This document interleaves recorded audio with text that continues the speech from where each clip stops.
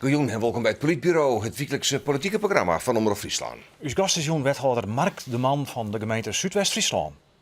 Het kost de gemeente een miljoen. De jeugdzorg. Bij de oerheveling van die zorg van het Riek naar lokale oerheden is geen budgetkaan. Grutte te kwatten binnen het gevolg. Maar waarom zeggen de gemeenten dit net onkomen? Dat is de vraag die we voorlezen aan Mark de Man, de ene jongste wethouder van Friesland. In Zuidwest-Friesland ben je actief, welkom. Vorig jaar ging je een tekwart van haast 3 miljoen op de jeugdzorg. Waarom hem net jij de bel luisteren? Nou, wat wij hebben gezien is afgelopen jaar dat er tekorten zouden dreigen. We zagen dat er een bepaalde kant uitgaan. Wat we toen ook hebben gezegd is, wij willen echt nadrukkelijk een onderzoek hebben in de gemeente en Friesland breed. Want het jaar daarvoor zagen we die tekorten niet. Toen zaten we eigenlijk heel goed uit met het budget dat we daarvoor begroot hadden. Het kwam als een donderslag bij heldere hemel? Nou ja, op een gegeven moment gedurende zo'n jaar, dan zie je bepaalde kant uitlopen. En er is een bepaald systeem in de jeugdwet. Dat is vrij ingewikkeld om uit te leggen. Maar dat betekent wel dat er heel veel doorverwijzingen kunnen plaatsvinden die buiten het gezichtsveld van de gemeente plaatsvinden. Je wist het ding gewoon net. Nou, wij zagen op een gegeven moment een aantal dingen zagen we op ons afkomen, bepaalde signalen. Toen hebben we gezegd van, hey, dit dreigt de verkeerde kant uit te gaan. Laten we nou proactief een onderzoek doen. Dat is een KPMG-onderzoek. Om te kijken welke kant gaat dit uit. En hoe kunnen we dit naar de toekomst toe anders maken. Ja, een onderzoek door je hem dan. Maar als je het onkomt, kijk, we griepen voort dadelijk in. Want anders komen we maar die tekwarten. Zat je hem die nou, hè? Goeie 3 miljoen euro. Nou, waar ik op zich wel heel trots op ben, is dat in mijn gemeente en ook in de rest van Friesland zorgleidend is. Dus dat we, als we het hebben over jongeren, over kwetsbare kinderen die hulp nodig hebben, dat we hebben gezegd, die hulpvraag, die stellen we centraal. En de financiële kant van de zaak, die gaan we met elkaar oplossen. Zoals ik zo net al zei, de gemeente Zuid-Friesland had het jaar daarvoor heel prudent begroot. Het kwam heel netjes uit. Alleen dit jaar zien we gewoon dat we door het ijs zakken. Wat zijn de oorzaken dan? Nou, een van de oorzaken die we zien is een deel structureel en een deel incidenteel. Maar wat u niet moet vergeten is dat het Rijk eigenlijk jarenlang ieder jaar wat heeft gekort op de budgetten die er zijn. We komen veel meer achter die voordeur. Wij zien ook veel beter wat er in die gezinnen speelt.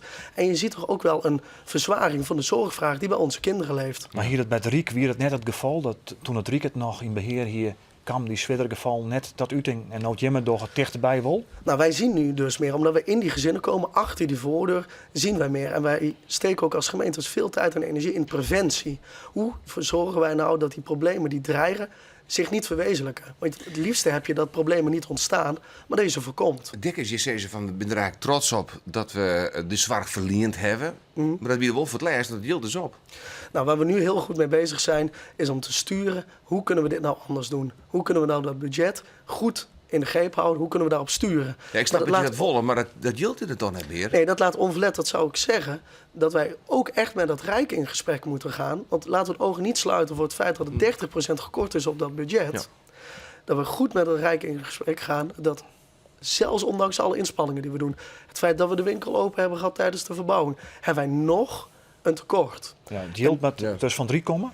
Ja, in mijn optiek moeten er 2 zaken gebeuren. Het Rijk zou meer geld beschikbaar moeten stellen en er zou een betere verdeling moeten komen tussen de gemeenten daarvan.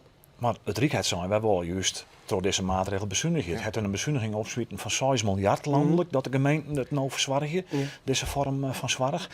Dan krijg je toch net zo gauw weer extra yield van het Rijk, successen. Nou, daar moet je dus ook die onderzoeken inrichten. En daarom hebben we daar ook echt op gestuurd. Want je moet wel met feiten komen. En daarom ben ik ook blij dat wij als Friesland duidelijke signalen in een rapport hebben. Maar ook het Rijk zelf heeft een onderzoek laten doen met 26 gemeenten. En daaruit blijkt eigenlijk een nog veel slechter beeld. Dus ja, de urgentie is duidelijk. Zo'n je zei bij de politieke noorderkant, je weet het zelf hoe het gaat. Den Haag zal net zo gauw maar extra yield komen. Zeker omdat ze natuurlijk weten dat er al extra yield fourneerd is voor de jeugdzorg in Nederland. Nou, op een gegeven moment moeten we wel met elkaar kijken, wat is nou nodig voor die jongeren? Ja, maar hoe realistisch is het dat je denkt dat dat yield van Orite komt? Ik denk dat het heel realistisch is dat je daar het gesprek over aangaat met elkaar. Want wij zijn mede-overheden met elkaar. Ja? Ik ben niet de enige die in Nederland in de bres staat voor jongeren. Dat doen we met alle gemeenten samen. Ook als Rijk doen we dat samen. Want je kunt wel zeggen van het houdt op voor jongeren. Maar jongeren zijn ook op een gegeven moment boven de 18. Je wil zorgen dat onze jongeren, die de gelukkigste van Europa zijn, een zo goed mogelijk leven hebben. En dan heb je met elkaar heb je daarvoor nodig. Ja. Je ken ik zeggen, als advocaat van een duivel, je bent als gemeente te soepel. Er komen te volle jongeren in die jeugdzorg. Maar het geld wat je hem hebt, zou dat net matten. Nou ja, dat is een van de zaken die speelt met de regelgeving zoals die vanuit het Rijk is. er kunnen doorverwijzen. Het is een open systeem. En je ziet dat een groot deel van de jongeren die worden doorverwezen door de huisartsen. Een deel ervan worden door het gebiedsteam worden doorverwezen. Maar het feit is wel, als een jongere hulp nodig heeft, dan moet die hulp gegeven worden. Want anders zou je zeggen, een jongere met een hulpvraag, wij laten je in de kou staan. Maar Daar kiezen wij niet voor. moet je de lat net wat heen gelezen? Want je hebt heel ding gewoon net. Wat je wil is dat je met elkaar een efficiënt systeem hebt. Maar je moet op een gegeven moment ook met elkaar het erover eens zijn dat een bepaald systeem geld kost. Zorg kost nu eenmaal geld. Meer kost het als dat Jim hebben. Maar is het dan wanbeleid geweest van het Rijk om dit zo te besluiten? Nou, ik denk dat het Rijk toen met een aantal intenties, goede intenties, heeft gedacht van dit is een begaanbare weg. Alleen ik denk dat wij nu als gemeente met evenveel recht kunnen zeggen, na een aantal jaren dit systeem hebbende, Rijk, dit is een weg die de verkeerde kant uitgaat. En dan kunnen we beter achteruit die weg uitgaan dan die doodlopende weg op blijven lopen. Geen wanbeleid, maar je was hoe de te star optreden nou, dus er moet wel gewoon heel bij komen. Ja, wat ik net zei, wat mij betreft moet er meer geld komen. Dus SEC meer geld en een betere verdeling. Hoeveel moet er meer komen eigenlijk? Nou ja, ik vind in ieder geval dat je zou moeten kijken naar het tekort wat er nu is voor de gemeentes. Daar zou je naar moeten kijken. Ja. Maar je moet ook goed kijken, hoe kun je nou slim investeringen doen om dat systeem anders te laten werken. En als je een systeem accepteert... Maar 12 verschillende dingen eigenlijk. Dus meer yield en een beter working systeem. Ja, dat is eigenlijk die metafoor die ik net gebruikte. We zijn de winkel aan het verbouwen terwijl de winkel nog open is. Ja, dan moet je en investeren, maar de gang van zaken moet ook doorgaan. Dan kan je zeggen, je bent VVD-wethouder. Je kennen bij de partij die het in Den Haag onder knoppen zit, lobbyen. Ja. Als dat net slaagt, wat voor middelen hij er dan? Nou ja, kijk, het zal geen verbazing leiden dat ze mij in Den Haag daar natuurlijk al met enige regelmaat over hebben gehoord. Vanuit de partijlijn, vanuit het VNG-commissie, vanuit mijn wethouderschap. Maar ze doen niks nog. Het blijft onderwerp van gesprek. Alleen, zoals het altijd werkt in de wereld, het is een olietanker die je langzaam de juiste kant uit wil. En als ik zie welke stappen het Rijk nu maakt. Dus in eerste instantie werd er nog ter discussie gesteld of er überhaupt tekorten zouden komen in de jeugdzorg. Nou, dat hebben we heel goed onderbouwd dat die er niet alleen zijn, maar wat ook de redenen daarvan zijn. Nu kom je in een vraagspel, wat hebben de gemeentes nodig? En daar kun je natuurlijk verschillend over denken met elkaar. Jammer eigenlijk dat de verkeerde partijen nou op een schatkist zitten. Nou, CDA, ik denk dat we met VDA. Wopke Hoekstra. Net jouw club. Nou ja, maar wel iemand van een coalitie. Dus, maar helpt dat het feit... Ken je dan resultaat kijk, wat ik het is 4 minuten vertolven natuurlijk. Wat ik heel belangrijk vind is, we moeten dit niet op partijvriendjespolitiek proberen te regelen. Het gaat om de feiten. Het gaat om dat die feiten aantonen dat het systeem anders moet. Het gaat om de feiten die aantonen dat er meer geld bij moet. Het gaat om de feiten die in mijn ogen aantonen dat we met elkaar in respect moeten zijn. Ja. En als je die feiten op tafel hebt, dan ben ik van oordeel, dan moet er een slag gemaakt worden. Ja, maar je hebt vertrouwen in het Rijk. Maar stel dat het nou net zei is dat je hem yield van het Rijk krijgt. Hoe kan je hem dan deze kostenpost omboegen? Neem dan eerst Zuidwest-Friesland. Ja, wij gaan nu een traject in met elkaar om te kijken hoe kunnen we daar nou zinvolle dingen mee doen. Alleen dat is eigenlijk wat voor uitlopen op de muziek. Want het is een forse opgave die we hebben met elkaar. Maar het gevolgen voor de zware gewone jongeren? Wat denk je dat uiteindelijk? Uitgangspunt bij ons in de gemeente is zorg is leidend. Ja, dus er zal net één jongere zal er skeer van ondervinden van het feit dat Jim yield op is. Maar we hebben het wel op bezuinigen dan. De zorg die de jongere nu nodig heeft, die wordt gegeven. En we hebben het wel op bezuinigen, want je komt maar te kort. Kijk, je hebt het kort, die hebben we net gemeld. Dat weet u ook. En dan vind ik het niet kozen om er nu te roepen, we gaan daar bezuinigen of daar bezuinigen. Dat is gewoon een traject. Maar er zal uiteindelijk toch minder zwaar komen. Dat kent toch net hoor? Nou, dat is een keuze die uiteindelijk ook aan de raad is, aan het college en aan de raad. Maar we hebben heel duidelijk gezegd, als een jongere zorg nodig heeft, we hebben niet zomaar ergens, we hebben het over een jongere met een hulp. Maar je zegt wel heel nadrukkelijk, een jongen die zwaar nodig heeft, die kan hem krijgen.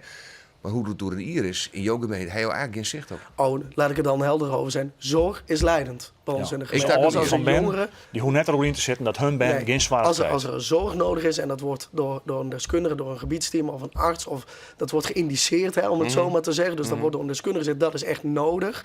Dan kunnen we dat op een goede manier inschalen. En dan kunnen we discussie hebben over de zwaarte van het traject. Maar we gaan niet zeggen tegen een jongen die zorg nodig heeft, joh, het gaat niet gebeuren. Maar ken ik zo wijs dat de onkruid bijvoorbeeld dan net meer tussen de dieken wel hellen wil om te compenseren van de We gaan goed kijken, maar het zal inderdaad uit de lengte of de breedte zal het moeten. U heeft ook in onze kadernota gezien dat we in ieder geval ook een aantal incidentele meevallers hebben.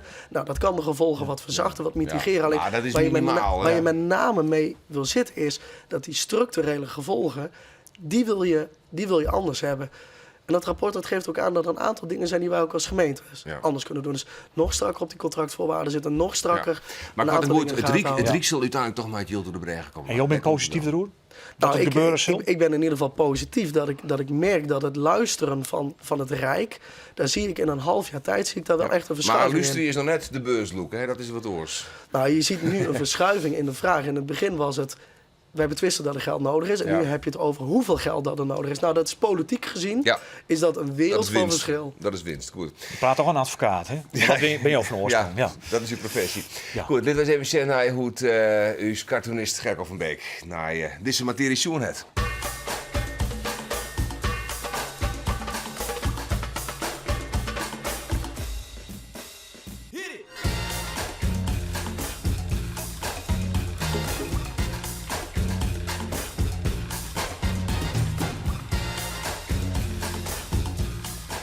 Ja, lees het maar eens uit. Het etensboerd is leeg, Vardy Rijn en klaaien bij Mark, de Orenmark in Den Haag.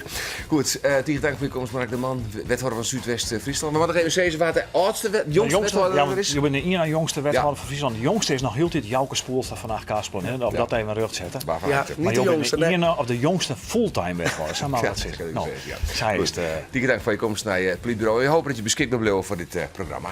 Hier. Ontzag hier het politiebureau. Bedankt voor het zien en graag ontnaaien weekend.